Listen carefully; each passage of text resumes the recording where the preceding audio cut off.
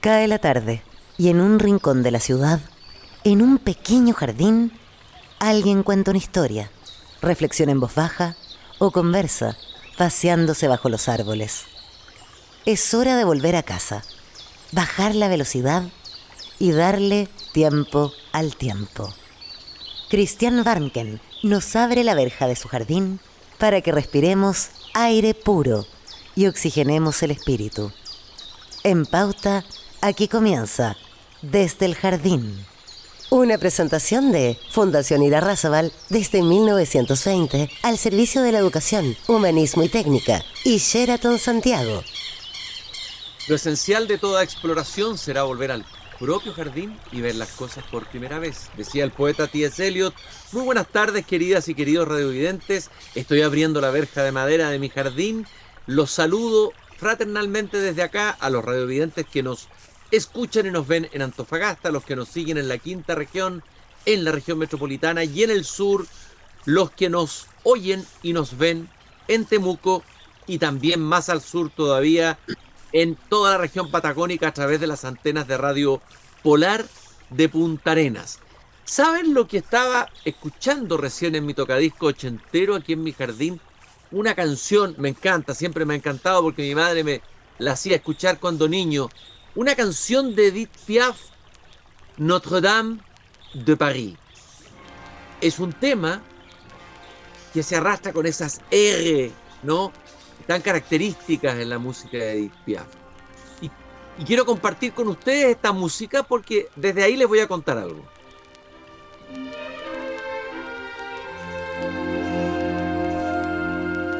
Dans le Paris de Notre-Dame de Paris, y a un clochard qu'on a plein le dos, porter Notre-Dame sur son dos. Il se prend pour Quasimodo, regardant l'air, la vie. En el París de Notre-Dame, dice Edith Piaf, hay un vagabundo que tiene la espalda cargada, de llevar Notre-Dame sobre su espalda. ¿Quién es ese? Quasimodo. Quasimodo, uno de los personajes de la obra Notre-Dame de Nuestra Señora Notre-Dame de Víctor Hugo. En realidad, nos estamos refiriendo a algo que se le ha llamado una oración de piedra, se le ha llamado también la Señora de Piedra. Quien haya ido a París, a pesar de que el entorno del París que la rodea ha cambiado mucho, no deja de sentir una especie de estremecimiento de que estamos ante algo sagrado, en un mundo donde prácticamente lo profano ha ido ocupando todos los espacios, sobre todo en nuestras ciudades. Sentir la experiencia de lo sagrado no deja de ser una experiencia importante en estos días. De hecho, varios personajes de la historia literaria de París, filosófica, etcétera, tuvieron alguna vez esa experiencia. Uno de ellos, el poeta francés Paul Claudel, quien se convirtió, después de ser un agnóstico, materialista, etcétera, entrando una noche de Navidad a la iglesia Notre-Dame de París. Nuestra Señora de París, Notre-Dame de París, que fue construida entre 1163 y 1345, sufrió un incendio, una catástrofe hace 5 años atrás, si mal no calculo, en abril del 2019. Fueron imágenes que nos impresionaron a todos, particularmente también me produjo una emoción ver a las personas en las esquinas de París orando o llorando al ver el incendio o el inicio de un incendio que afortunadamente no terminó destruyendo toda la catedral de Notre-Dame de París, que podría haber sido una posibilidad. ¿Cuál es la historia? No solamente la historia de los símbolos, la historia arquitectónica, en qué contexto nace, cómo la pensaron quienes la construyeron y cómo la vemos hoy día. De eso vamos a hablar con un amigo ya del jardín. Él es José Manuel Cerda, bachiller en artes liberales y doctor en historia medieval. Él es profesor académico de la Facultad de Psicología y Humanidades y dirige el Laboratorio de Humanidades de la Universidad San Sebastián. José Manuel Cerda en el jardín. José Manuel, Un gusto de tenerte aquí esta tarde nuevamente para conversar sobre este emblema medieval, este emblema gótico, esta oración de piedra que reabrirá sus puertas en París en los próximos días. Habrá una ceremonia en que estará el presidente Macron, una alta autoridad eclesiástica, en fin. De eso vamos a hablar y vamos a ir preparando esa reapertura y tratar de hacer entender por qué tiene tanta importancia Notre Dame aún en nuestro día. Un gusto tenerte aquí en el jardín, José Manuel. Muchas gracias, Cristian, por la invitación a este programa tan bueno, tan entretenido y para conversar de un tema tan trascendental como es la Iglesia Catedral de Notre Dame de París, que inmediatamente a todos nuestros auditores les va a evocar toda suerte de pensamientos, memorias y sentimientos. Oye, José Manuel, a ver, lo primero para presentarte un poco, es curioso que alguien joven de una nueva generación, digamos, haya escogido dedicar su vida a estudiar el mundo medieval. Esa ha sido tu pasión. Notre Dame de París es uno de los temas, pero hay otros temas también, ¿no? Has estudiado también la historia de la corona británica, etcétera, las monarquías, etcétera. A ver, ¿por qué esta pasión? ¿De dónde viene esta pasión tan grande, José Manuel, para que la compartas con nosotros? Sí, mira, yo entré a estudiar historia, siempre fui humanista en el colegio y entré a estudiar historia pensando en las guerras mundiales, en el siglo XX, los grandes fenómenos de la modernidad, pero me fui yendo para atrás en mis cursos universitarios, porque obviamente una cosa no se entiende sin la otra. Tú no puedes comprender el siglo XX sin el siglo XIX. Y cuando entré en el siglo XIX, Cristian, me pasó una cosa increíble. Fíjate que a mí el siglo XIX ya me empezó a hablar de la Edad Media, pero ese sucedáneo de la Edad Media, esa Edad Media romántica, el Parlamento de Westminster en el neogótico, la fascinación victoriana, la época victoriana, una época fascinada con todo lo céltico, lo germánico, que había sido tan pisoteado, tan denostado, tan denigrado en la época de las luces, de la Ilustración, ¿no? Desde el Renacimiento, siglo XV hasta el siglo XVIII, la época medieval había sido destruida, había sido declarada como un periodo vacuo, como una gran siesta de Europa donde no sucedía nada. Y eso era un poco la mentalidad con la que yo entré a estudiar historia, pero cuando estudié el siglo XIX, la Edad Media ya me empezó a hablar. Me empezó a hablar a través del prisma, a través del sedazo del mundo romántico, de la rebelión de los sentimientos, de que el ser humano no es pura razón, sino que en el fondo los sentimientos han producido quizás las mayores genialidades del ser humano, como fue la filosofía griega en su momento, y la ingeniería romana y el derecho romano, pero también las grandes sagas del mundo germánico, toda la mitología del mundo celta, todo eso que de alguna manera hemos despreciado porque seguimos con el paradigma de que el gran referente es el mundo clásico, lo escrito, entonces despreciamos la tradición oral y todo eso, me empezó de a poco a hablar en el siglo XIX, y entonces claro, empecé una regresión un poco extraña, digamos, de ir hacia atrás hasta que llegué finalmente al mundo medieval con un profesor fantástico que tuve, que me hizo clase de la Guerra de las Rosas, ¿no? Que resultó ser después la inspiración de Juego de Tronos. Entonces yo encontré fascinante esto y dije, este es mi lugar de investigación, a esto le voy a dedicar mi vida, a estudiar fundamentalmente la Inglaterra medieval, porque apeló fuertemente no solamente a mi cabeza, sino que también a mis sentidos, por así decirlo. Oye, José Manuel, si tú tuvieras el cinto espacio temporal, a lo mejor lo conociste, del héroe Mampato, fue el héroe de mi infancia, que podía trasladarlo a través del tiempo. A ver, ¿a dónde te trasladaría y qué te gustaría hacer? ¿Te gustaría hacer un cruzado? ¿Te gustaría hacer qué? Mira, yo me trasladaría de todas maneras al siglo XII. Y te voy a decir por qué. Porque el siglo XII para mí es el gran de la cultura europea, es la gran renovación de la cultura europea. Tú comentabas al principio de Notre Dame. Notre Dame se empieza a construir justamente en el siglo XII. En el siglo XII, Cristian, comienza el gótico. En el siglo XII se consolidan las primeras universidades de Europa. En el siglo XII nacen los primeros parlamentos. En el siglo XII un grupo de mujeres va a tener en la cultura europea un protagonismo que prácticamente podemos decir que nunca han tenido antes. El siglo XII es la época de Hildegarda de Bingen, el siglo XII es la época de Eloísa de París, el siglo XII es la época de Leonor de Aquitania, de Ricardo Corazón de León, o sea, es la época en que nace Santo Domingo de Guzmán y San Francisco de Asís. O sea, es impresionante ver, obviamente que las divisiones históricas son una convención pedagógica, pero es increíble ver cómo en un momento de la historia,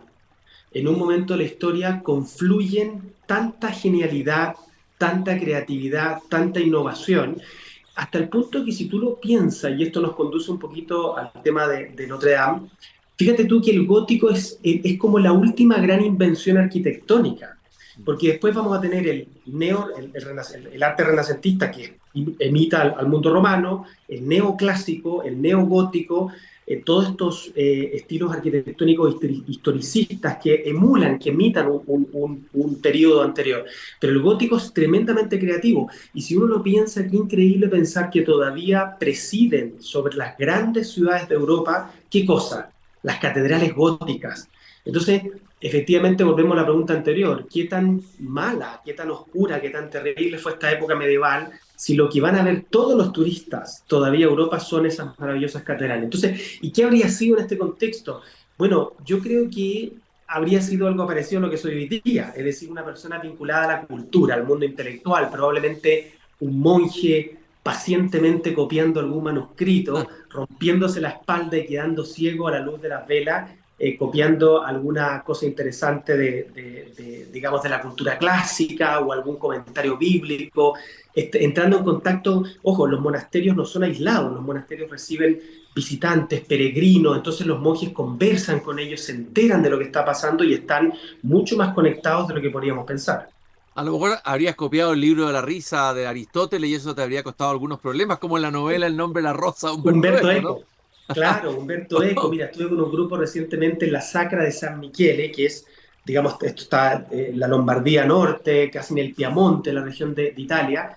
Es un monasterio impresionante que está en lo más alto en Peñón y que justamente inspiró a Humberto Eco a la escritura de ese libro que es muy interesante, ¿no es cierto? El libro El nombre de la rosa, que nos habla justamente del nominalismo de Occam, todo lo que es la decadencia del mundo benedictino frente a este nuevo mundo franciscano. En fin, es una obra fascinante, pero de ficción, que ha generado muchas memorias en muchas personas que la leyeron y que vieron la película. Hablamos de lo gótico, tal vez una primera aproximación para entrar en la Catedral de Notre Dame. A ver, ¿qué es lo que trae el gótico y cómo se manifiesta y cómo lo vemos esto en la Catedral de Notre Dame? Lo que yo entiendo es que esto coincide con una suerte de humanismo teológico, ¿no?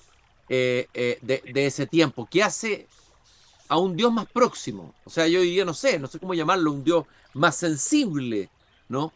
Esto Sí, tiene que ver con la luz. A ver, hablemos un poquito de eso en relación a la sí. Catedral de Notre Dame. ¿Qué tiene que haber sido para el habitante medieval de París la impresión que le tiene que haber causado la novedad al ver esta catedral alzarse hacia el cielo? Claro, y la envergadura, porque uno camina con esos pueblecitos y se encuentra con la catedral y hay una desproporción impactante, ¿no es cierto? Si hoy día las catedrales medievales cristianas siguen impactando, imagínate tú en esos pueblos del siglo XII y XIII que además se podían tardar 200 años en construirla, es decir, es un espacio de proyecto que hoy día sería inconcebible, nosotros que somos tan inmediatistas y que queremos todo al tiro. Imagínate tú lo que significa para un obispo embarcarse en un proyecto que sabe que no lo va a ver construido. O sea, es una señal de visión, de paciencia, como dices tú, casi de meditación de una persona que se proyecta y que son visionarios como va a decir, yo voy a poner la primera piedra a un edificio que no voy a ver construido. Probablemente Claro, los no méritos para se los va a cortar la llevar otro. cinta, no como hoy día que todo se hace para cortar la cinta para Exacto. todo el periodo de Sí. gobierno, ¿no es cierto? Exacto, Claro. si tú te fijas, todo lo contrario. Él sabe que no va a cortar la cinta y sin embargo pone la primera piedra porque en el fondo no está construyendo para sí mismo, ni su memoria. De hecho, muchas veces no tenemos ni idea quién empezó estos proyectos de construcción. Pero mira, yo tengo que confesar una cosa, a mí me gusta más el románico. El románico es el estilo arquitectónico anterior que imita Roma, que tiene el arco de medio punto, como ustedes lo pueden ver, por ejemplo, en el acueducto de Segovia, ese arco de medio punto.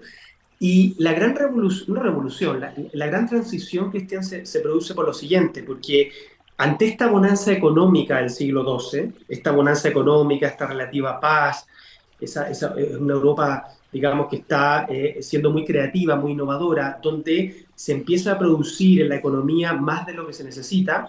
¿Qué es lo que pasa? Crece la población. Entonces, crecen las ciudades y la gente ya no cabe en las catedrales románicas anteriores que podían soportar una cantidad de gente. Entonces empiezan a haber una serie de innovaciones técnicas en la construcción que permiten la construcción del arco, lo que se llama el arco ojival, no el arco circular, el arco de medio punto. Y el arco ojival lo que te genera es lo siguiente, te genera paredes más delgadas y construcciones mucho más grandes y mucho más esbeltas.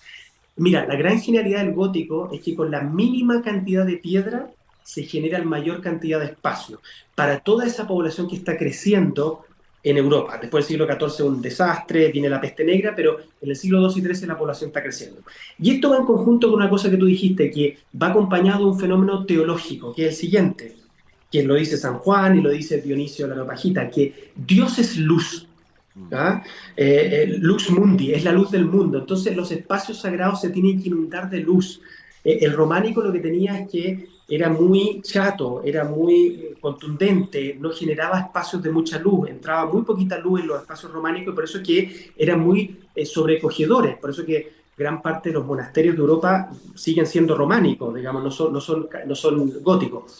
Pero el gótico te permite un ingreso de la luz y ese ingreso de la luz es muy interesante porque el espacio interior de la catedral se llena de luz y por lo tanto se llena de Dios. Ese es el concepto, es un poco la teología que está detrás de esto. Entonces, es una conjunción de un fenómeno teológico, el culmen, ¿no es cierto?, de lo que es la razón, la geometría puesta a disposición de la construcción y la fe, razón y fe, trabajando en conjuntos para elevar este gran templo, gracias a esta técnica constructiva, lo mismo que se ve reflejado en la teología de Santo Tomás de Aquino, ¿no es cierto?, y el tomismo, que también es esa conjunción extraordinaria entre la fe y la razón, trabajando con armonía para llegar, digamos, a la verdad. Hablabas tú del románico, claro, el románico tiene también, nos atrae mucho, ¿no es cierto? Genera un espacio, yo encuentro, de intimidad hacia adentro, Es ¿no? maravilloso. Cruzando el Sena hay una iglesita románica, San Julián de Pauvre, que dicen que ahí llegó el Dante y alguna vez rezó el Dante en esa iglesia. Claro, la impresión es completamente distinta a la que produce el Notre Dame, ¿no es cierto? Es otra Es experiencia. totalmente distinto. Es totalmente distinto, Cristiano. O sea, uno ingresa a una catedral medieval y se te produce un fenómeno de anagogía, que se llama, que es la disposición de los sentidos hacia lo trascendental. Tú lo comentabas anteriormente, bueno, hay gente que se ha convertido a la fe cristiana sin leer una palabra de la Biblia. Estoy pensando, por ejemplo, en un famoso arquitecto que intervino justamente en el Palacio del Parlamento en Westminster, que se llama Augusto Pugin, o Pugin, era un francés que vivió gran parte de su vida digamos, en Inglaterra, y que nada más mirando templos cristianos se convirtió a la fe católica porque dijo, aquí está la verdad, o sea, estas piedras contienen la verdad, estas piedras llevan verdaderamente a Dios y funcionan en mí el siglo XIX, de la misma manera en que fueron, con el propósito que fueron construidas en el siglo II y XIII, es decir, llevar a la gente a Dios. Entonces, efectivamente, se te genera una sensación completamente distinta cuando tú ingresas a una iglesia muy acogedora, más oscura, que te lleva al recogimiento, a la introspección, a la oración, como es el caso de las iglesias románicas, que hay muchas, hay muchas. La gente piensa que todo el arte y la arquitectura gótica terminó reemplazando a esta arquitectura románica de los siglos XI y XII, pero tú te encuentras con una gran cantidad todavía de iglesias y monasterios románicos. En cambio, la iglesia catedralicia permite el ingreso de la luz a través de esos maravillosos vitrales, ese vidrio colorido que es obviamente la manifestación misma de la divinidad. Pero claro, todo eso nos lleva un poco al tema Notre Dame.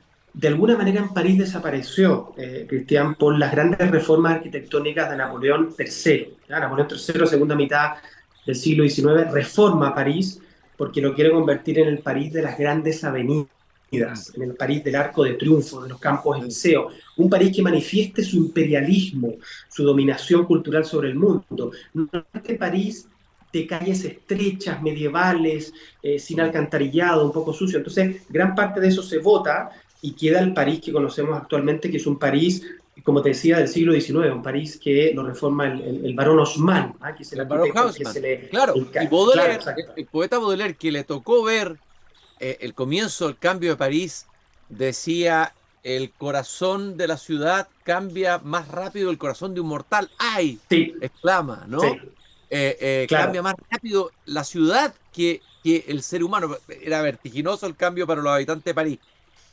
Esta catedral de Notre Dame, que es la catedral que vieron incendiarse, fue la aguja, ¿no? La que se incendió, ahí Sí, empezó el incendio y en el techo arriba, que vieron los franceses desde los distintos puntos de la ciudad, está ubicada en la Ile de la Cité, en la isla claro. de la ciudad de París, que además es un lugar lleno de historia, yo sé que es una de tus pasiones y tus intereses. ¿Qué es lo que es esa isla? Sería bueno que nos contara un poco de eso.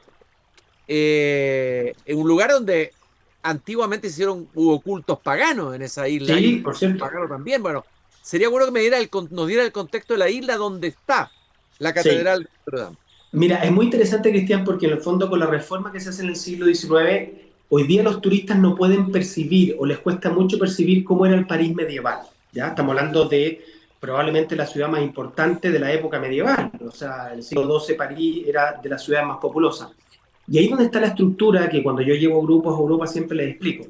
París se divide, para entenderlo bien, el París histórico, ¿ah? No estoy hablando del París de los suburbios, el París histórico en tres zonas, Cristian. Mm. La zona que está al norte del Sena, que es la zona comercial, donde estaba el mercado, ¿cierto? El Río Maché, todo eso, y que Sí. todavía quedan rastros del antiguo mercado medieval si tú cruzas del Sena hacia el norte, ¿ya? Está el cementerio de Père Lachaise y toda esa zona es la zona comercial, la zona de los burgueses, la zona de los comerciantes. Luego hacia el sur está la parte intelectual, ¿ya? El barrio de Saint-Germain-des-Prés, obvio, San Germán de los Prados, el barrio de los clérigos, de El los Quartier Latin, intelectuales. el barrio latino, ¿no? El barrio latino, exacto, el barrio latino es donde está la Sorbonne, ¿no es cierto? Que este conglomerado de escuelas, centros intelectuales que en el siglo XII y XIII se reúnen para formar la Universidad Sorbonne. O sea, barrio norte, norte del Sena, el Sena lo divide todo, comercial, mercado, barrio sur, lo que está al sur del Sena, intelectual, cultural. Y nos queda lo más importante de todo, que está en este pedazo de tierra, que es una isla del Sena, es decir, el Sena se divide, ¿no es cierto?, y genera una isla y como tú bien dices, se llama la Ile de la Cité, la Ile de la ciudad, que es el París monárquico, es el París de los reyes, el París del comercio, el París de la intelectualidad y el París de los reyes. Y ahí está justamente la Sainte-Chapelle, la Santa Capilla que construyó San Luis de Francia para albergar todas estas reliquias, y también la Catedral de Notre Dame, que es mucho más antigua digamos, que la Sainte-Chapelle. Y ahí está un poco el origen de lo que es París, de lo que es la ciudad de París. En esa pequeña isla, la isla de la Cité, está el origen porque justamente, como tú decías, habían cultos célticos. Se dice que la palabra París viene incluso de los parisios, que es el nombre de la población celta que ahí habitaba. Y hay una cosa muy interesante, uno piensa que con la instalación de templos religiosos cristianos encontrarían otro lugar, pero no, generalmente se ubican en un mismo lugar sagrado de culturas anteriores. Lo vemos, por ejemplo, en la mezquita de Córdoba. Era culto, había culto romano, anteriormente culto griego, ¿no es cierto?, culto ancestral. Entonces, la Ile de la Cité es el punto neurálgico de París, es donde surge de París y donde la más gloriosa, me lo voy a permitir decir, la más gloriosa de las dinastías que ha tenido Francia en toda su historia, que son los Capetos, que no me queda ninguna duda que es la más gloriosa, la más importante, la más decisiva de sus dinastías entre el siglo X y el siglo XIV, XV, ¿no es cierto? Tiene su origen ya también, o sea, Hugo Capeto, todo eso. Entonces, la Ile de la Cité concentra lo que es el origen de la ciudad de París, el origen de las dinastías de Francia, el origen de la grandeza de Francia en el mundo medieval, y es parte de esta estructura de cómo se organizaba el espacio en la ciudad medieval de París. Bueno, hablamos del incendio, pero también la Catedral Notre Dame de París sufrió en la Revolución Francesa. Esto es significativo Sí, también, ¿no? La culminación del siglo de las luces, hay un cierto resentimiento, sí, hace que se ataque, ni más ni menos, se destruya una parte de la catedral, que se haga un mercado, no sé, un lugar de almacenamiento de alimentos, ¿no? Se hagan cañones con las elementos que estaban campanas. con las campanas, en fin. Es muy significativo que la catedral haya sufrido daño en la Revolución Francesa, hecho tan importante en la historia de Francia y en la historia de París también. Y hoy día, ¿no es cierto?, que vivimos una época, como decía al comienzo, secularizada y secularizante, ¿no? La iglesia esta persiste en levantarse de nuevo, ¿no? Sí, Persiste en emerger. ¿Qué es lo que ves tú ahí? sí, Como signo, señal y símbolo para nuestro tiempo. es súper potente esa reflexión, Cristian, porque efectivamente Mira, cuando la catedral se quemó el año 2019, o parte de la catedral, a mí los periodistas me lo preguntaron mucho, me decían, oye, qué cosa más increíble. Yo le decía, la catedral ha sufrido mucho más que esto antes, mucho más. O sea, como tú bien dices, después de la Revolución Francesa identificó en la Iglesia Católica una institución a la que había que atacar, con la que había que ensañarse, evidentemente, porque consideraban que la Iglesia Católica había impuesto su dominio a través de la superstición, de las creencias, de la dominación de las libertades y la individualidad de las personas durante siglos, había sometido, digamos, a Francia a la oscuridad, ¿no es cierto?, al oscurantismo, a la superstición y todo eso. Entonces, se identificaron dos grandes enemigos de la Revolución Francesa, que fueron la monarquía. Evidentemente se terminó suprimiendo la monarquía en Francia, hoy día Francia no tiene reyes, y también la Iglesia como esa gran institución poderosa que había sumido durante siglos a Francia a la oscuridad, ¿ya? Entonces, se atacó muchísimo a la Iglesia. Muchos clérigos fueron asesinados sin ningún juicio, digamos. Ahí en todo lo que fue la Vendée, en todo lo que fue el terror de Robespierre, año 1794, fue terrible. Y como tú bien dices, la catedral entró en una decadencia, la catedral de Notre Dame entró en una decadencia impresionante. O sea, como tú bien dices, a ver, tú entrabas a la catedral de Notre Dame el año 1820, por decirte algo, y te encontrabas con un basural, o sea, con una catedral completamente desgastada, con una catedral completamente botada a la suerte de quien estuviera ahí, con vagabundos.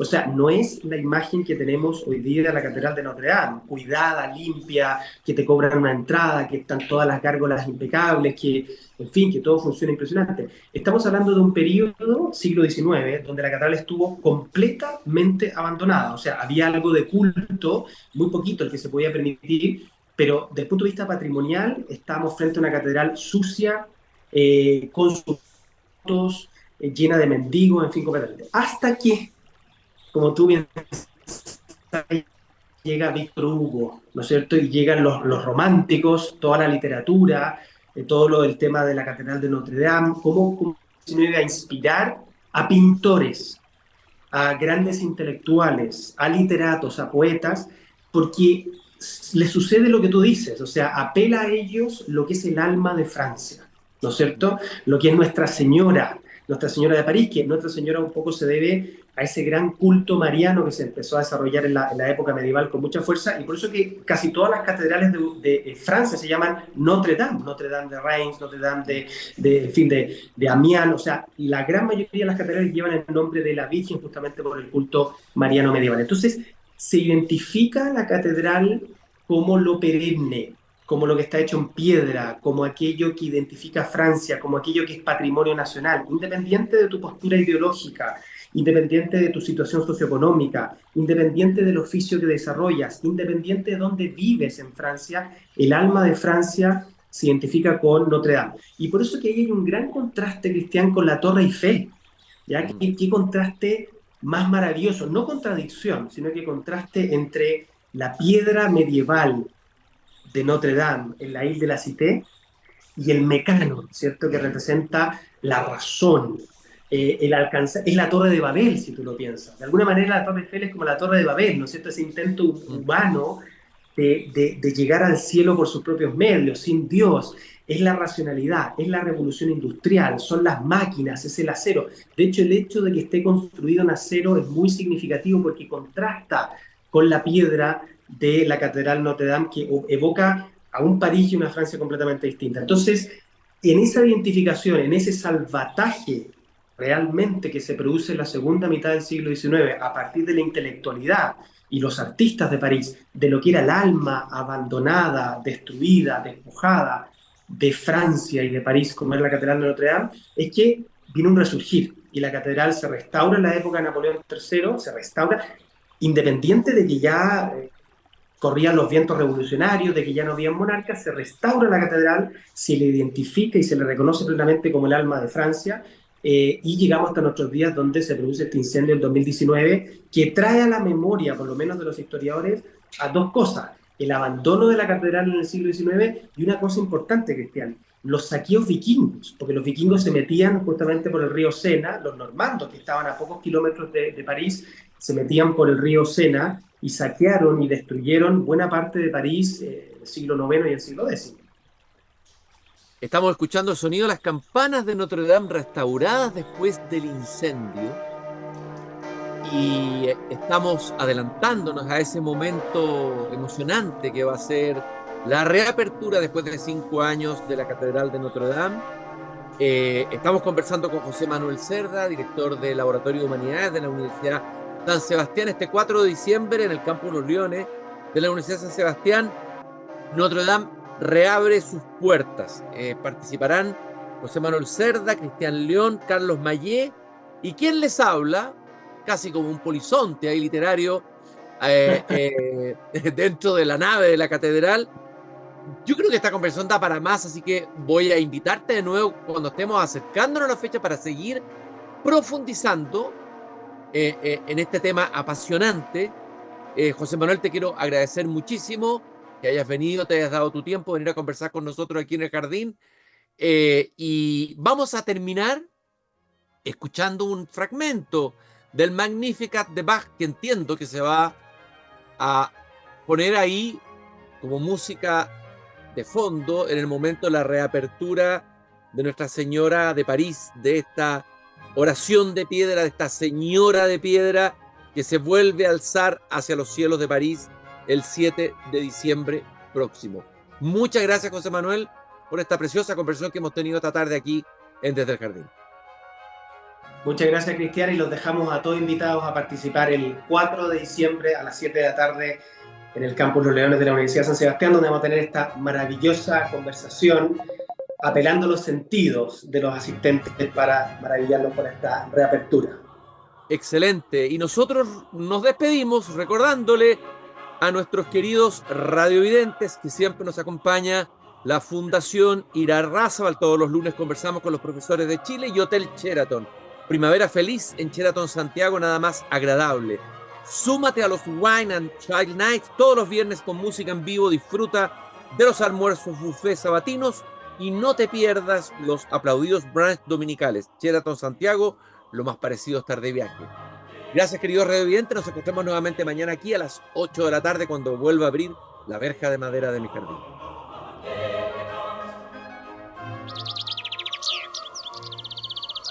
Es hora de cerrar la verja de madera del jardín.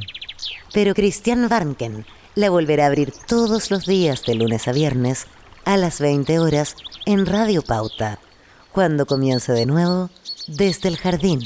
Una presentación de Fundación Irarrázaval desde 1920 al servicio de la educación, humanismo y técnica, y Sheraton Santiago,